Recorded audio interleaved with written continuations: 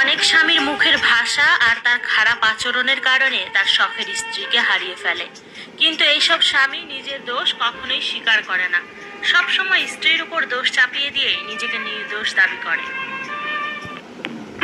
নিজের স্বামীর কাছে মন খুলে দুইটা কথা বলতে পারে না, সে আসলে ভিতরে ভিতরে ভেঙে পড়ে।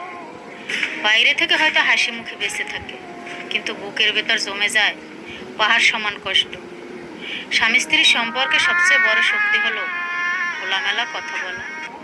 সেখানে যদি দেয়াল উঠে যায় তবে সংসার থাকে ঠিকই, কিন্তু সুখ থাকে না।